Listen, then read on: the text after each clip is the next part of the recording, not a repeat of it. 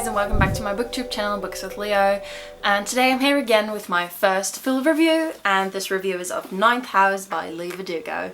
My name's Leora, for if you don't know me. I'm a Dutch booktuber. I also make videos in Dutch, but here I make videos about books in English.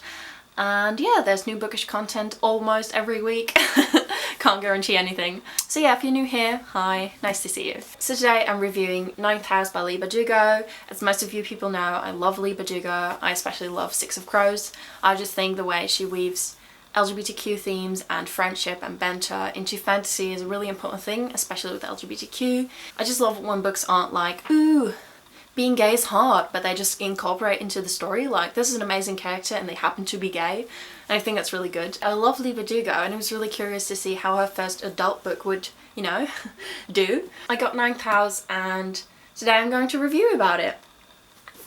So let's prop this up here and hope it will stay standing. So yeah, this is going to be a positive review because personally I loved Ninth House and yeah, let's get into it. I was really scared I wasn't gonna like it because the opinions on Booktube and everywhere were so mixed. Like, some people were loving it and other people were like, this is a boring book.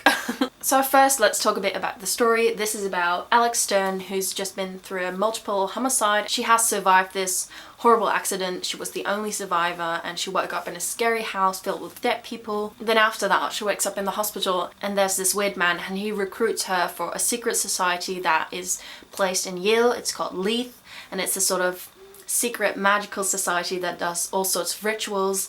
They sort of got all the other secret societies that also do magical rituals at Yale, and she's recruited because she can see ghosts, and in this book they are called greys. This book is everything I love in books. It has secret societies, it has dark magic, rituals, it has a badass female character, it has, what else does it have? It has universities, it's like a boarding school type of vibe. It has a murder mystery, it's just, oh, it has a sassy male sidekick. And the cover is also beautiful. So that's what the story's about. Then the writing. I think Leora is really matured in her writing style. Like, if you compare her first Grisha trilogy to Six of Crows, you can already see that she's sort of really learning to build better. You can already really see that she's grown. And then when you read this book, it has sort of more of a calm pace. It's almost as if she's found the way to sort of build up her books and pace better. And I really liked that. It felt more like the story was slowly unfolding instead of it just being like bam, bam, bam. I personally love that, but I've read different critiques where people were like, this is so slow. Like, nothing is happening for half of the book. Like, understandable, it was very slow.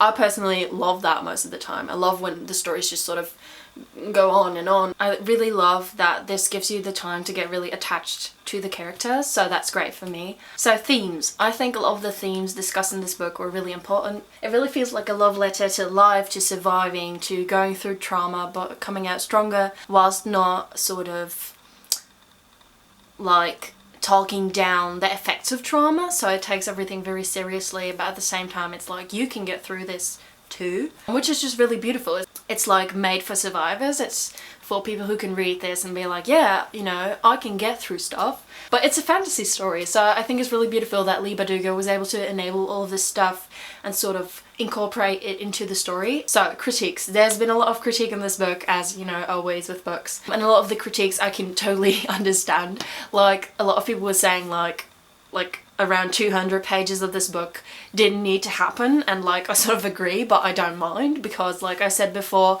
I love when writers give you the time to really get attached to your surroundings and the characters in the books. But there was a lot of just dibbling dabbling on this book when she would be like in the library or sitting at Leith House not really doing anything, just as like what happens in Harry Potter 5 as well, where they're just lounging around all day, because you really get to spend time in their regular universe where just their life is happening. So personally, I enjoyed that.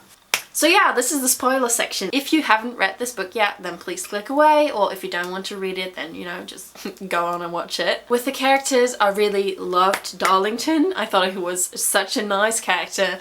I love seeing a guy that's more on the flirty, scandalous type instead of the girl again. It's sort of a reverse male gaze almost. It's like, I think that's really cool. But at the same time, it was a bit over the top sometimes, especially when he touched Alex when she didn't want to. But I think that was all handled pretty well in the book. I think the twist at the end of the book was crazy. I sort of did and did not see it coming at the same time. Like when it happened, I was like, okay, that makes sense, you know, that sort of ghost took over her.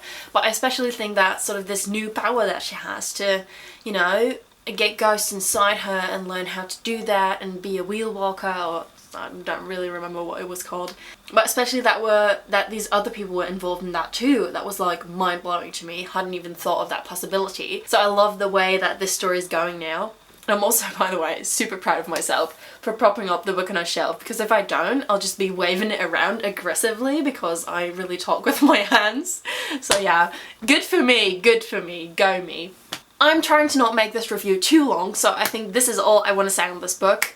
Please do share your thoughts down here in the comments below and let me know if you would like to see some longer reviews in the future. I also don't have the time now to do a super big review, so that's why this is a bit short, but at the same time I like when it's sort of nice and dandy, you know? I hope you get around to reading Ninth House because it was definitely one of my faves of this year, and I'll see you next time on my channel. Bye bye!